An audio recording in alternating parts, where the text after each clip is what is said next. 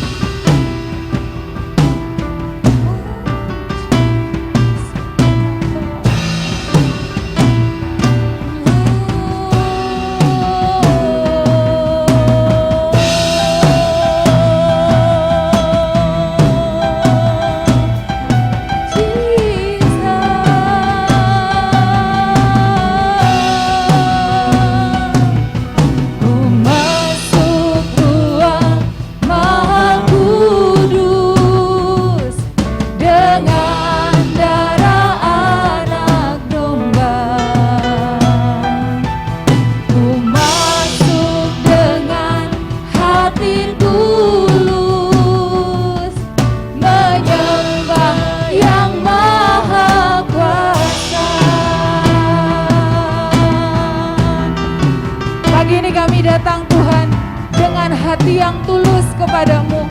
Tidak ada yang lain selain hanya mau sembah Engkau Tuhan.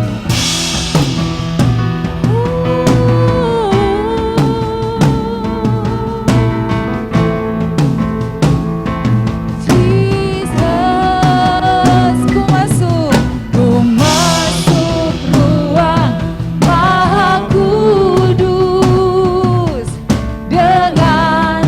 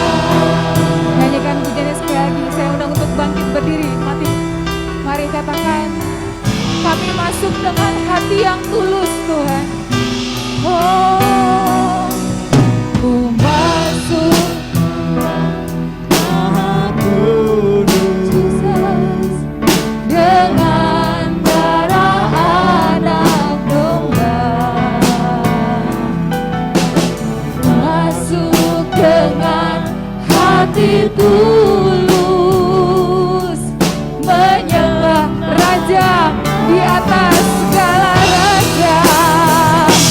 Ku menyembahmu,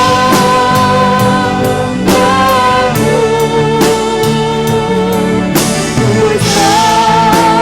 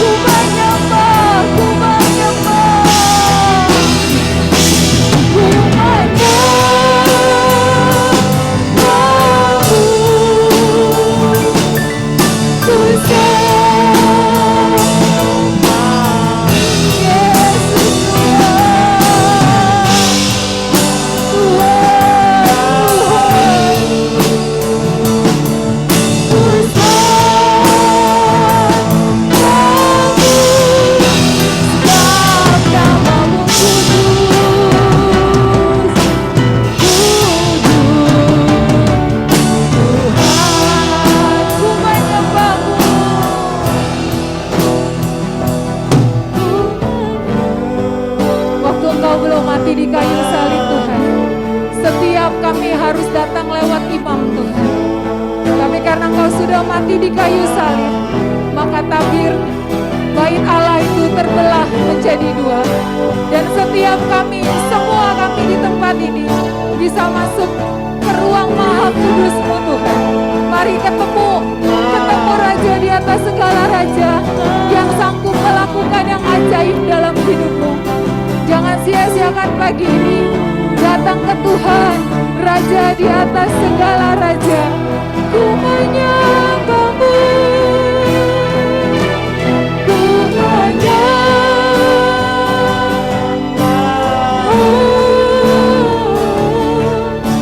ku sembahmu, ku menyembahmu,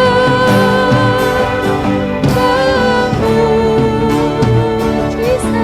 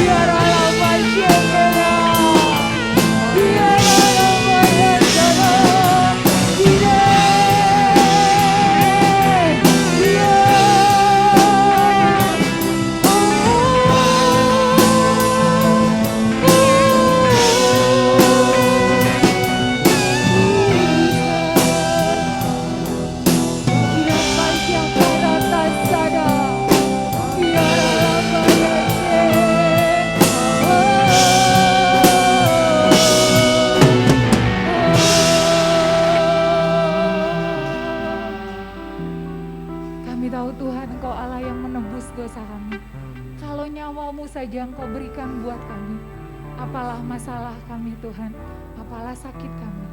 Kami punya Tuhan yang ajaib, Allah yang dahsyat, Allah yang sanggup melakukan segala perkara. Amin. Hari ini Tuhan kami tahu, karena pengorbanan-Mu, maka tidak ada lagi Tuhan yang bisa memisahkan kami dengan cinta-Mu.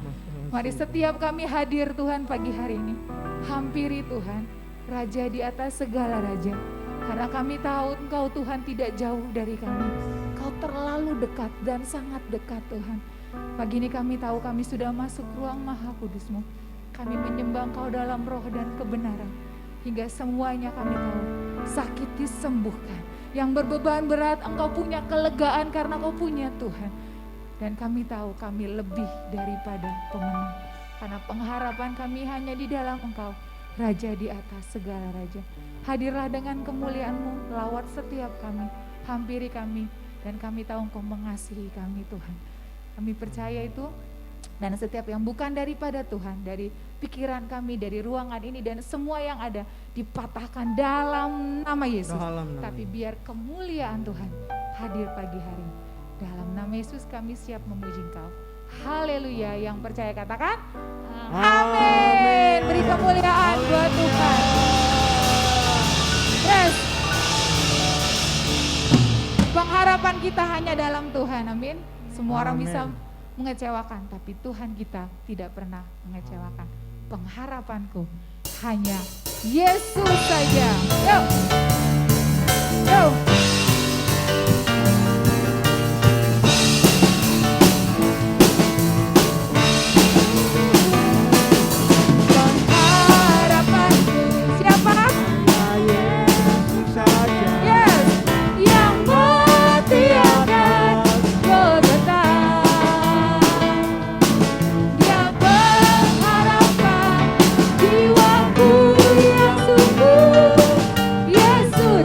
Dia pengharapan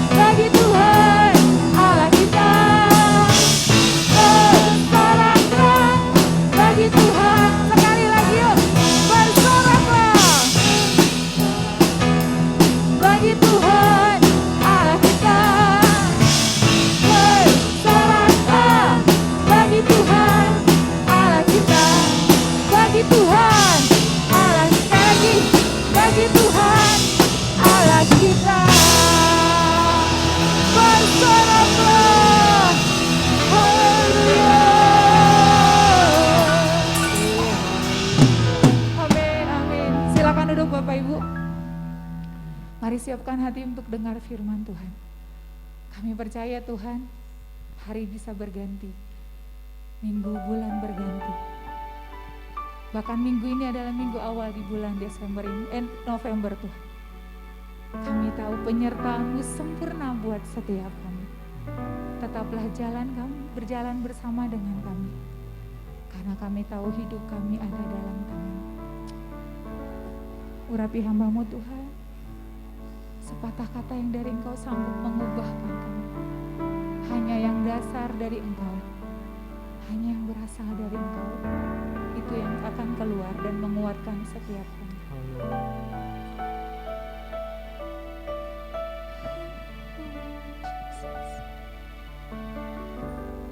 Musim akan selalu berganti,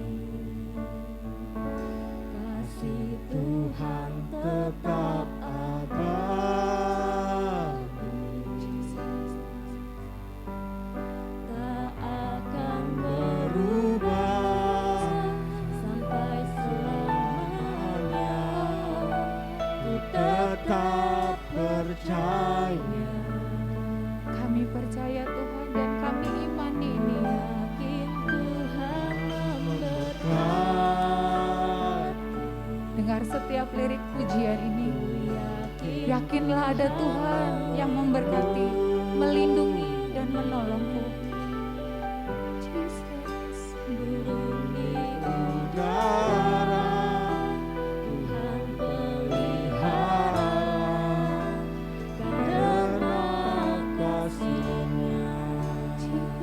Musim akan selalu berganti, kasih Yesus, kasih Tuhan tetap abadi. Dia tak pernah berubah, Dia mengasihimu dan aku. Sampai selamanya ku tetap percaya. Melewati setiap badai cobaan, tetaplah percaya. Yakin Tuhan memberkati. Ku yakin Tuhan melindungi.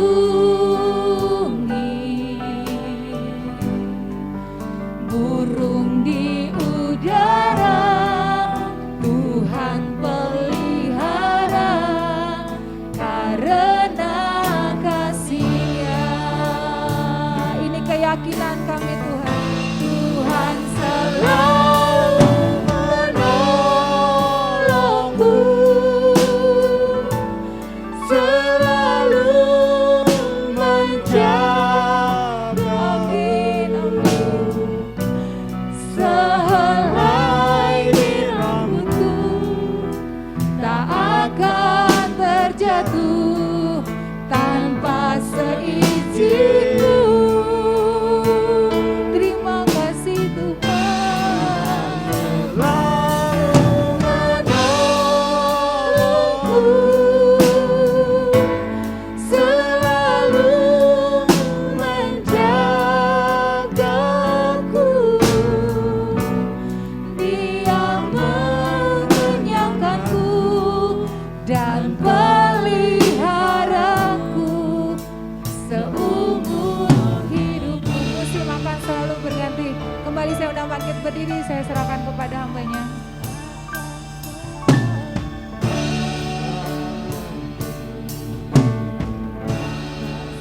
Tuhan tetap abadi,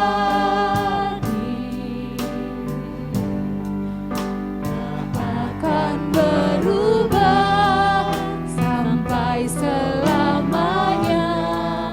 Ku tetap percaya. Tuhan memberkati. Yakin Tuhan memberkati. Ku yakin Tuhan Ku melindungi. yakin Tuhan melindungi.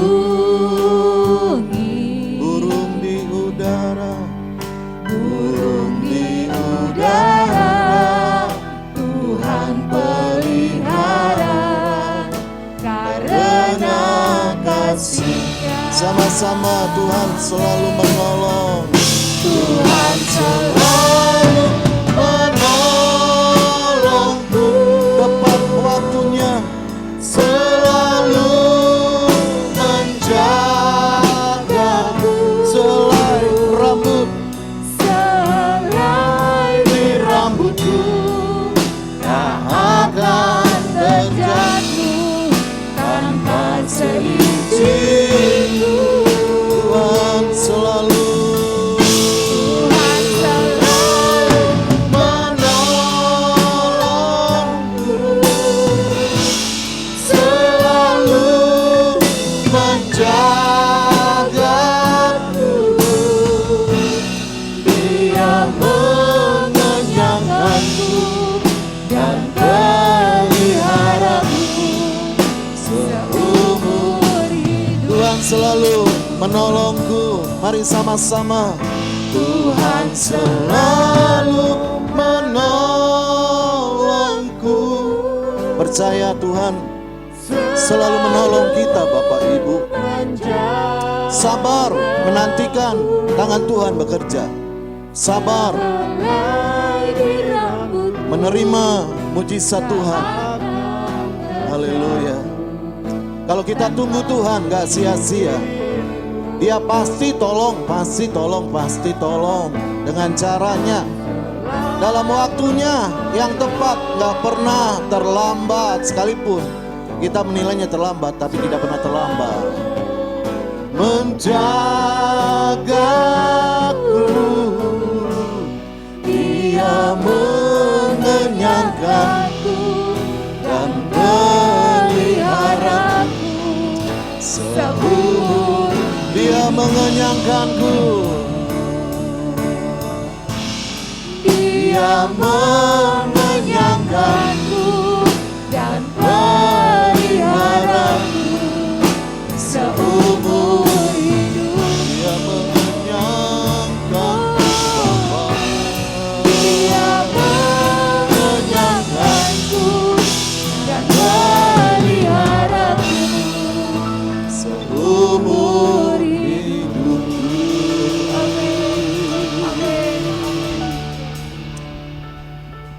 Kami mengimani pujian ini Tuhan. Sekalipun musim berganti dari yang baik kepada yang buruk, atau yang buruk kepada yang baik, kami percaya Tuhan selalu menolong kami. Amin. Tuhan selalu menjaga dan melindungi kami dengan sempurna. Buat kami tetap percaya apapun yang terjadi, kasih Tuhan melampaui segalanya. Terima kasih Tuhan, pujian ini benar-benar menguatkan kami. Karena pujian ini adalah sumbernya dari firman Tuhan yang memberkati. Terima kasih, biar kami mau duduk diam, siap mendengarkan firman Tuhan yang menjadi roti kehidupan. Biar firman itu akan kami kunyah dengan baik dan dia akan turun dan masuk dalam tubuh kami, akan berkarya dalam rohani kami dan mendatangkan kegunaan dan berkat. Terima kasih, urapi hamba-Mu dalam pengurapan hikmat Allah sehingga dia boleh mampu menyampaikan suara kebenaran, bukan karena kuat gagah dan pintar dan terampil, karena Roh Kudus memandunya. Dalam nama Yesus Tuhan kami berdoa. Haleluya. Yang percaya katakan amin. Silakan duduk Bapak Ibu. Shalom yang di bawah, yang di atas. Gimana kabarnya? Baik-baik ya. Sebab Tuhan selalu menolong kita. Haleluya. Sekalipun musim berganti, tapi kasih Tuhan gak pernah berubah-ubah. Mari kita buka Alkitab kita dalam Perjanjian Baru, Markus 12 ayat 41 sampai 44. Perikop tidak asing. Tema kita adalah menopang pekerjaan Tuhan. Menopang pekerjaan Tuhan. Markus 12 ayat 41 44. Saya akan membacakan bagi kita semua. Demikian firman Tuhan. Pada suatu kali Yesus duduk menghadapi peti persembahan dan memperhatikan bagaimana orang banyak memasukkan uang ke dalam peti itu. Banyak orang kaya memberi jumlah yang besar. Lalu datanglah seorang janda yang miskin dan ia memasukkan 2 peser, yaitu 1 duit. Maka dipanggilnya murid-muridnya dan berkata kepada mereka, "Aku berkata kepadamu, sesungguhnya janda miskin ini memberi lebih banyak daripada semua orang yang memasukkan uang ke dalam peti persembahan. Sebab mereka semua memberi dari kelimpahannya, tetapi janda ini memberi dari kekurangannya semua yang ada padanya, yaitu seluruh nafkahnya. Amin. Bapak Ibu yang diberkati oleh Tuhan, saya sangat percaya bahwa Allah itu gak perlu kita topang karena dia sempurna. Tapi pekerjaannya yang ada di muka bumi ini itu memerlukan tangan manusia, memerlukan tangan saya dan memerlukan tangan Bapak Ibu yang dipanggil oleh Tuhan. Dia gak perlu dibantu sama kita. Allah itu gak perlu ditopang sama kita. Allah itu gak perlu dibela sama kita sebab dia sempurna. Waktu dia menciptakan langit dan bumi beserta dengan isinya, maka kita mendapati waktu kita baca firman Tuhan, maka Allah mengerjakannya sendirian dengan firman Tuhan. Dan Tuhan berkata, jadilah terang, maka terang itu jadi. Jadilah cakrawala, jadi. Apa yang difirmankan Tuhan maka jadi. Allah tidak memerlukan bantuan siapapun waktu menciptakan bumi dan isinya dan termasuk menciptakan manusia. Sebab dia sempurna kuasanya, sempurna rancangannya, sempurna kedaulatannya. Jadi kalau kita ada ibadah bukan dalam rangka membantu Tuhan. Kalau kita melayani bukan dalam rangka membantu menopang Tuhan, tidak. Tapi kita sedang terlibat menjadi rekan sekerja Allah untuk menopang pekerjaan Tuhan yang ada di muka bumi ini. Bapak Ibu, kalau kita membaca perikop ini memang mengenai persembahan. Tapi kalau kita mau simpulkan bahwa apa yang dilakukan wanita ini dengan memberikan persembahan yang terbaik yang dari hatinya, tujuannya adalah bukan dia supaya dibilang hebat sama banyak orang pada waktu itu. Bukan supaya dinilai nih orang baik sekali ya, nih orang saleh sekali, tidak. Tapi dia punya tujuan supaya pekerjaan Tuhan itu terus berjalan. Dan saya percaya ya motivasi seorang janda yang memberikan persembahannya kepada Tuhan di kotak persembahan itu adalah dikerjakan dengan motivasi yang benar. Kenapa demikian? Karena Allah yang menilainya. Kalau manusia yang menilai mungkin bisa keliru, bisa salah ya. Tapi kalau Allah yang menilainya ya, bahwa persembahan janda ini adalah persembahan yang terbaik. Kenapa? Karena banyak orang yang memberikan dari kelimpahannya, tapi janda ini memberikan dari kekurangannya. Jadi kalau di persentase mungkin ya, yang memberikan besar dari kelimpahan cuma 10%, tapi janda ini memberikan seluruh ya persembahannya dari kekurangan, itu berarti 100%. Jadi Tuhan tahu sekali. Jadi ya, janda ini mempersembahkan sesuatu bagi Tuhan supaya apa? Pekerjaan Tuhan berjalan terus sampai akhirnya, sampai selesai. Nah, kalau kita narik ke belakang dalam perjanjian lama, maka itu dari Abraham, Ishak, Yakub ya. Yakub itu memperanakan 12. Ada teman saya ngomong, gak usah sampai Yakub ke Yakub, sampai Abraham, Ishak udah cukup. Gak bisa, gak bisa. Ya, berkat Abraham, Ishak, Yakub, baru nanti keturunannya ya sampai ke Yesus Kristus. Gak bisa, kalau nggak ada Yakub, nggak ada berkat turun terus ya. Dipotong aja Yakubnya, nggak usah dipakai, dibuang aja gitu ya. Berkat Abraham, Ishak, nggak bisa. Karena Abraham memperanakan Ishak, Yakub memperanakan 12 suku Israel. Itu yang bakal menjadi umat pilihan Allah, bangsa yang terpilih 12 suku ini. Nah, kalau kita lihat dari 12 suku ini, maka mereka dipanggil oleh Tuhan untuk apa? Menjadi penopang dalam bait Allah, dalam pekerjaan Tuhan, sekalipun fungsinya berbeda. Ya, jadi 11 suku ini, kalau kita baca Alkitab dikasih warisan, tanah dan segala macam. Tapi ada satu suku yang memang benar-benar dikhususkan, dia ada di bait Allah, yaitu suku Lewi. Jadi dia yang siap untuk memandu umat yang memuji Tuhan, yang main rebana ya, yang bersorak-sorak bagi Tuhan. Jadi suku Lewi ini memang dipanggil untuk menopang pekerjaan Tuhan dalam bait Allah. Tapi bukan berarti yang 11 suku ini tidak menopang, ya, sama, ya. 11 suku ini menopang dalam bentuk yang berbeda. Mungkin mereka nggak bisa jadi pemuji, jadi singer, jadi pemusik, tapi mereka yang dapat warisan, ya, dari Allah, maka 11 suku ini Alkitab berkata harus menopang suku Lewi yang memang, ya, dipanggil khusus untuk menopang pekerjaan Allah.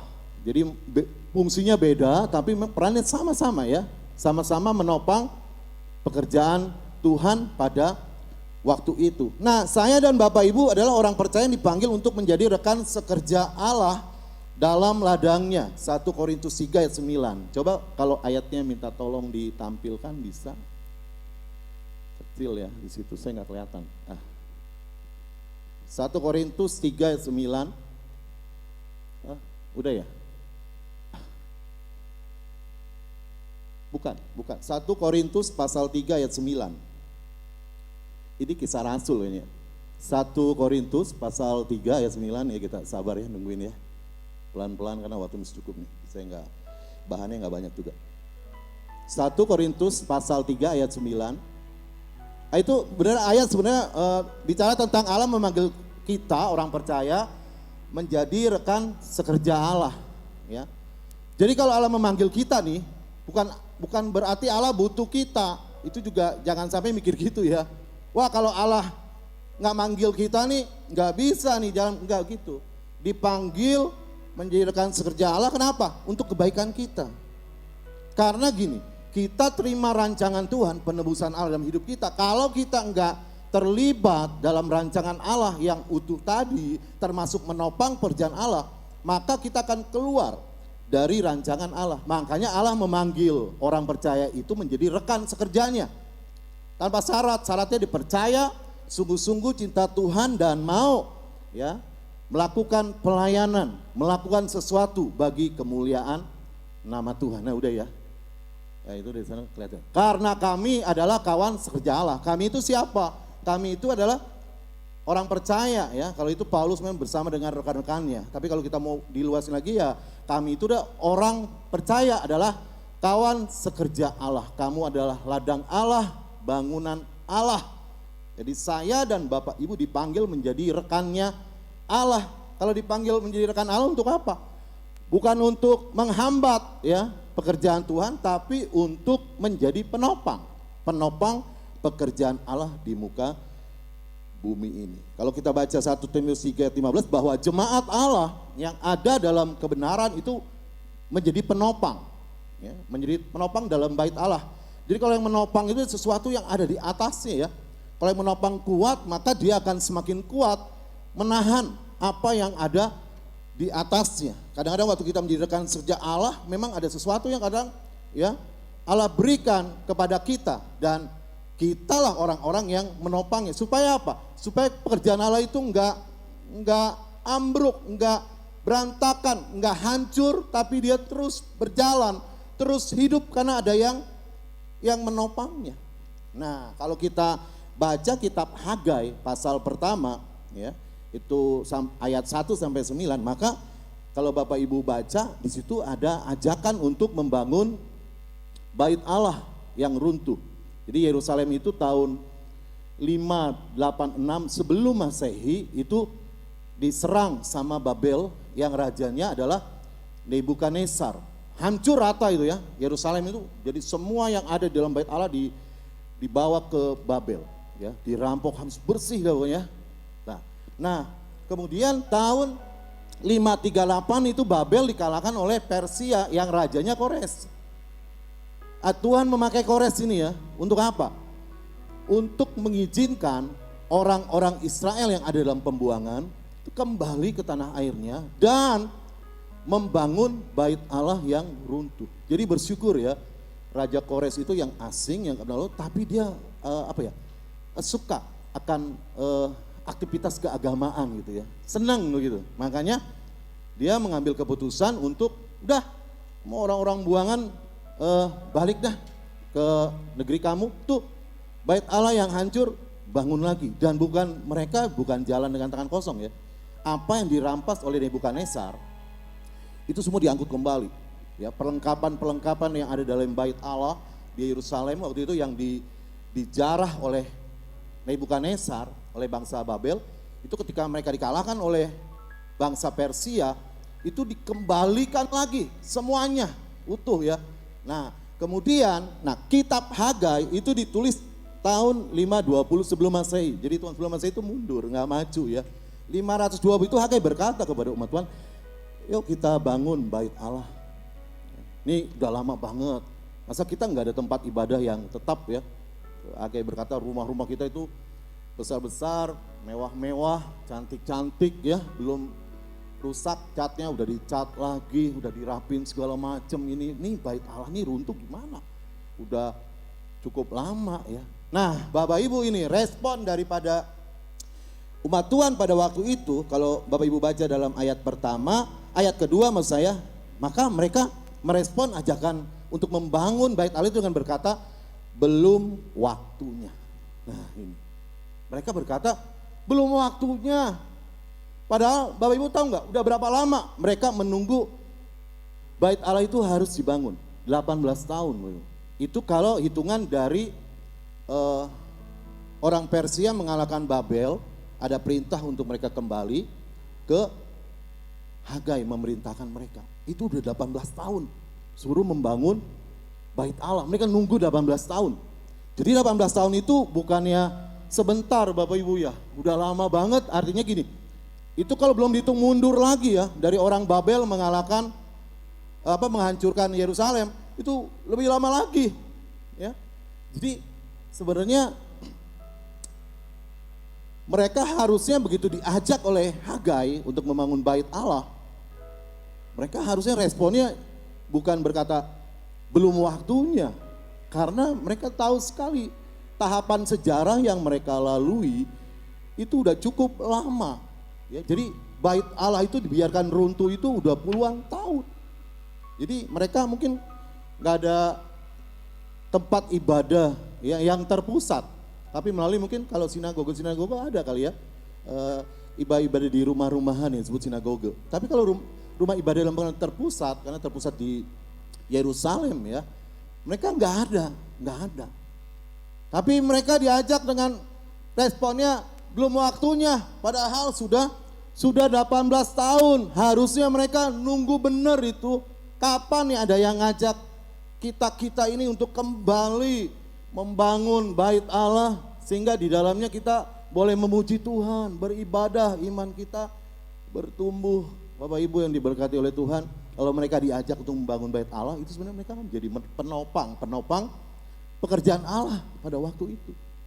Mungkin ada ya orang-orang zaman sekarang yang mungkin kalau diajak menjadi penopang, belum waktunya ya, karena kami juga usaha belum lancar, bisnis belum berhasil, anak-anak belum besar, ya rumah tangga kami masih ngontrak di sana sini, belum punya rumah pribadi, ya kami masih repot mengurus orang tua dan segala macamnya. Dan kita mungkin hampir mirip seperti umat Tuhan pada zamannya Hagai, waktu diajak untuk menjadi penopang pekerjaan Tuhan, kita berpikir belum waktunya. Bapak Ibu yang diberkati oleh Tuhan, pekerjaan Tuhan itu nggak bisa ditunda. Kenapa? Karena ladang itu menanti untuk digarap. Kalau ladang nggak digarap, maka lama-lama tanahnya akan menjadi rusak. Lama-lama tanahnya akan menjadi tidak subur. Ya, apalagi dibiarkan sampai tahunan dan puluhan tahun terus dibiarkan, tanah itu menjadi kering kerontang.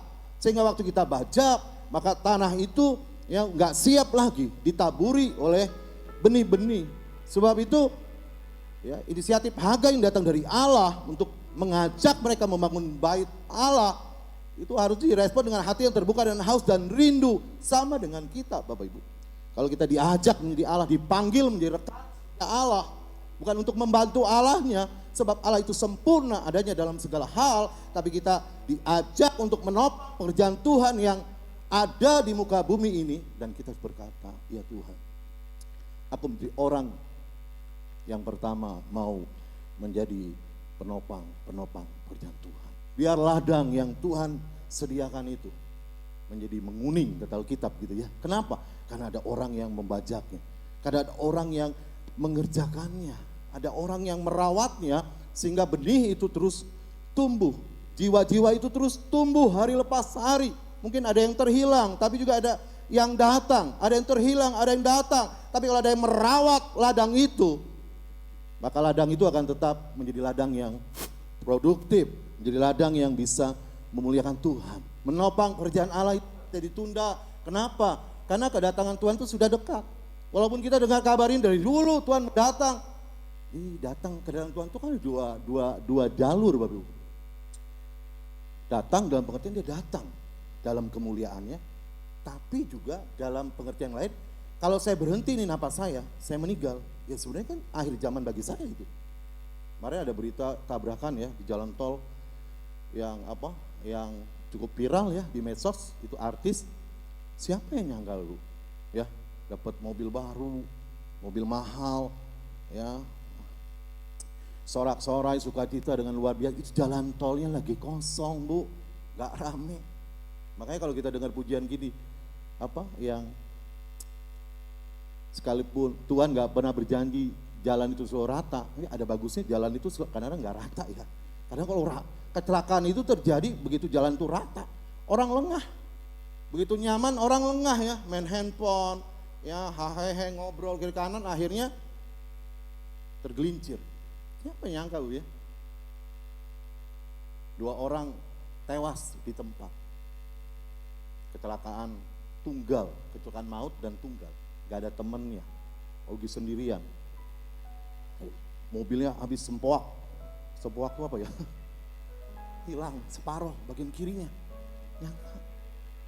Kadang-kadang gini, kita mikir gini, yang begitu gak terjadi bagi kita. Ya mungkin ya. Kita nggak sampai begitu mungkin ya, harapan kita kan. Tapi yang namanya berhenti napas kita kan, siapa yang bisa tahu ya? Nggak ada yang tahu. Teman saya itu yang satu angkatan udah duluan ninggalin saya. Makanya selama masih ada kesempatan, kita nggak bisa berkata sama Tuhan, belum waktunya Tuhan. Saya masih nggak layak Tuhan. Belum waktunya, saya nggak masih benar. Yang nggak layak dilayakan Tuhan kalau kita datang sama Tuhan dengan hati kita. Tuhan, aku mau menjadi rekanmu. Aku mau menjadi penopang pekerjaanmu Tuhan.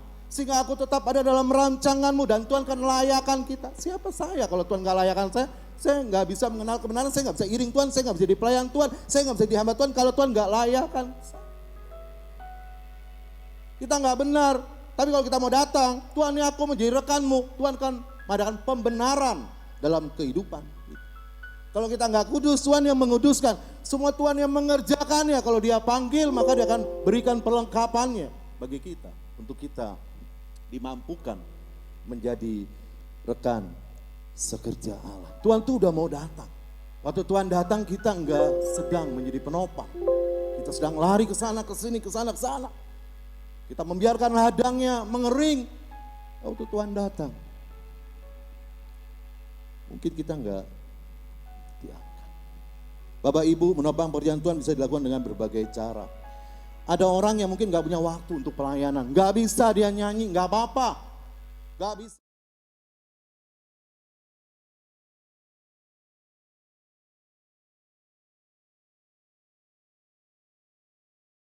Hidupnya dalam perjanjian baru itu Paulus ya, waktu dia ada di Filipi, dia ketemu beberapa wanita pengusaha. Salah satunya di Lydia, bukan Lydia yang di sana ya, di Lydia Tiatira.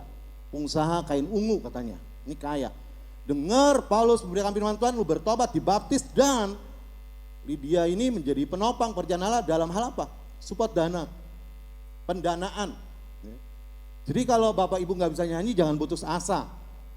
Nggak bisa main musik juga jangan jadi rendah diri. Apa yang kita bisa lakukan buat menopang pekerjaan Tuhan? Saya dikasih kelimpahan berkat. Saya dikasih kelebihan berkat secara materi. Usaha saya diberkati, kerjaan saya diberkati macam. Sudah bisa tarik rupiah saudara ya, bukan buat manusia, tapi buat Tuhan. Dalam rangka apa? Menopang pekerjaan Tuhan. Taruh di kotak persembahan, di atas, di tengah, di bawah. Dalam nama Yesus aku menjadi penopang, menjadi rekan sekerja Allah. Supaya apa? Pekerjaan Tuhan terus berjalan Tuhan. Kalau pekerjaan Tuhan terus berjalan, maka Allah dibesarkan, Allah diagungkan, Allah dimuliakan. Amsal 3 ayat 9. Bisa tampilkan ayat ini, Amsal 3 ayat 9. Ada Amsal 3 ayat 9 ayatnya. Muliakanlah Tuhan dengan hartamu dan dengan hasil pertama dari segala penghasilanmu. Jadi Bapak Ibu, waktu kita melakukan harta ini nggak usah nengok kiri kanan, ke atas saja. Kok dia enggak ya? Dia mungkin bukan bagian harta, dia ntar bagian yang lainnya. Gak bisa dipaksa atau diketok palu, harus sama, enggak. Ada yang gak bisa harta, dia tenaga. Dia menjadi pemuji, menjadi penyembah seperti orang Lewi di bait Allah, gak dapat apa-apa, gak dapat warisan tanah, gak apa. Tapi memang itu bagian dari rancangan ilahi yang turun atas 12 suku Israel supaya apa? Kelanjutan pekerjaan Allah itu berjalan. Hebat Tuhan itu rancangannya Bapak Ibu. Dan gak pernah salah. Kalau diubah jadi berantakan nantinya. Benar, jadi agak sedikit berantakan. Kalau diubah-ubah gitu. Tapi 11 suku ini bukan berarti mereka gak bisa menopang pekerjaan Allah. Walaupun mereka gak bisa memuji Tuhan karena mereka lagi dagang. Walaupun mereka gak bisa main musik, Tuhan lagi bisnis mereka. Tapi hasil daripada bisnis, berkat yang Tuhan nyatakan adalah bisnis mereka. Mereka bawa ke bait Allah dan mensupport pekerjaan Tuhan dan mensupport orang-orang Lewi yang memang dipanggil secara khusus untuk melayani Tuhan. Jadi Bapak Ibu yang diberkati oleh Tuhan, ya. Jadi Lydia pada akhir zaman, ya, pengusaha kain ungu yang mempersembahkan berkat-berkatnya untuk pekerjaan Tuhan. Jadi jangan takut ntar dimakan sama hamba Tuhan ya. Walaupun hamba Tuhan menerima, tapi Alkitabiah, masih Alkitabiah. Di tempat kita ini sangat amat Alkitabiah. Jadi jangan takut Bapak Ibu ya. Wah entah di ini nih sama hamba Tuhan, enggak. Ya, kalau Bapak Ibu di tempat ini jalannya udah bisa kelihatan bagus bahwa persembahan yang kita terima itu benar-benar dikelola untuk menopang pekerjaan Tuhan. Ya, Bapak Ibu bisa lihat ya. Maksudnya kalau saya ngomong gini bukan berarti yang benar, itu kelihatan. Kalau hamba Tuhan dapat, karena emang Alkitabiah kok Alkitab. Orang yang memberitakan firman Tuhan hidup dari pemberitaan Injil. Tapi enggak sesuatu yang rakus gitu ya. Yang menguasai, yang wah gitu, enggak. Kita latihan. Bahwa apa yang bagian kita diterima, yang lain buat yang penting pekerjaan Tuhan, jalan dan Allah dimuliakan. Kalau nggak punya harta, bisa dengan yang lain dapatkan hidup kita untuk menjadi alatnya, untuk menjadi pelayan Tuhan. Bisa juga menjadi pendoa syafaat. Pastor nggak bisa datang, duit nggak punya, bisa menjadi pendoa syafaat di gereja, di rumah duduk diam. Doakan hamba Tuhan, doakan pelayanan ibadah, doa-doa, aktivitas kegiatan Tuhan dalam nama Yesus aku berdoa. Kuasa Tuhan berkarya campur tangan sehingga ketika ada kuasa ilahi walaupun gereja kita nggak besar, tapi kuasa Tuhan itu memberkati umatnya yang datang.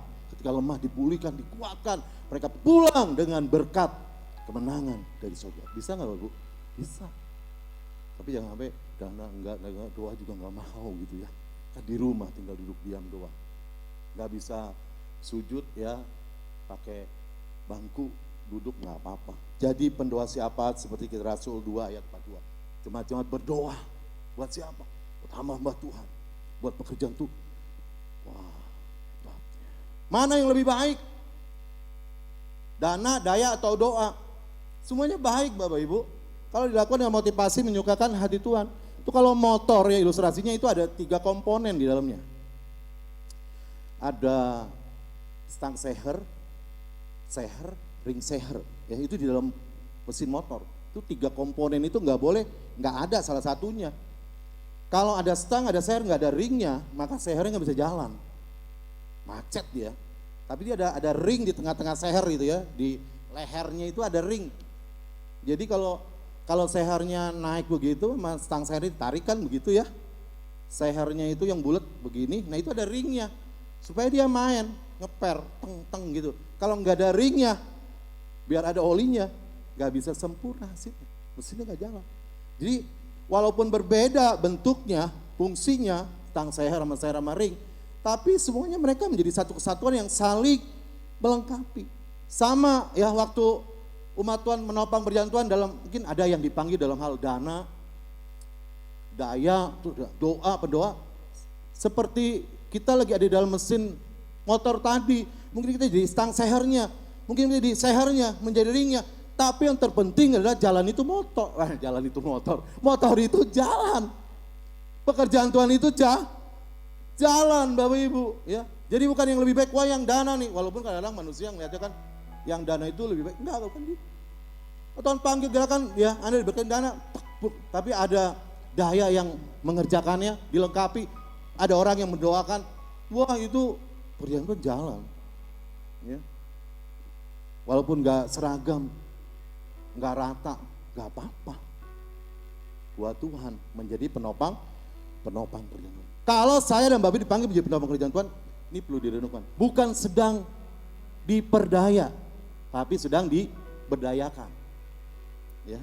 Jangan berpikir, wah saya lagi sedang diperdayakan sama gereja. Tidak sama sekali Bapak Ibu. Karena waktu kita mengerjakan yang mau menjadikan sekiranya Allah, itu datang dari hati kita. Bukan karena dipaksa. Jadi kita sadar kita bukan sedang diperdaya, sedang diberdayakan menjadi alat yang memuliakan nama Tuhan. Setiap alat itu berguna. Kalau saya nggak jadi alat, nggak berguna. Palu itu berguna nggak Bapak Ibu? Berguna palu. Kalau nggak ada palu, susah. Obeng itu walaupun kecil, panjang, berguna nggak Bapak Ibu? Berguna. Gergaji itu berguna nggak? Berguna. Semua alat yang ada, yang diciptakan, itu berguna Bapak Ibu. Waktu saya dan Bapak Ibu menjadi rekan kerja Allah, menopang pekerjaan Allah di muka bumi ini sesuai dengan panggilan Tuhan, ditempatkan dalam jemaat-jemaat yang ada di bumi ini, dan kita setia menjadi rekan kerja Allah, kita sedang menjadi alat, mungkin kita sedang menjadi obeng, mungkin kita sedang menjadi gergajinya Tuhan, mungkin kita sedang menjadi palunya Tuhan, mungkin kita sedang penggarisnya Tuhan, mungkin kita sedang menjadi tespelnya Tuhan, banyak alat-alat. Dan yang terpenting waktu saya menjadi alat, itu yang namanya alat itu, kecuali rusak ya, obeng itu patah ya nggak pakai ya, gergaji patah nggak pakai. Tapi selama alat itu utuh, maka dia akan berguna. Dan panggilan Tuhan itulah bagi kita semua, menjadi penopang pekerjaan Allah, rekan sekerja Allah, di mana kita sedang diberdayakan menjadi alat dalam nama Tuhan. Sehingga kalau ada yang rusak, maka alat itu kan memperbaiki, alat itu kan membetulkan. Bapak Ibu yang diberkati oleh Tuhan, inilah kesempatan yang terbaik dari Allah.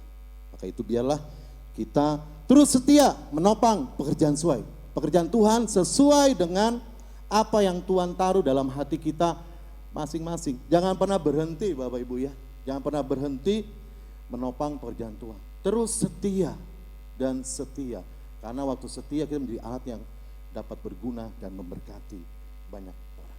Amin. Tuhan memberkati. Kita bangkit berdiri bersama-sama, kita angkat pujian sekali aja, hadiratmu ya. Supaya El bisa bantu saya. Terima kasih Tuhan. Hadiratmu memenuhi, hadirat kudusmu penuhi baitmu, dan ku tersungkur menyembahmu. Yang ku nampak hanya sama-sama hadiratmu. Saya kembalikan pada gembala menuntut perjamuan kudus pada hari ini, memenuhiku.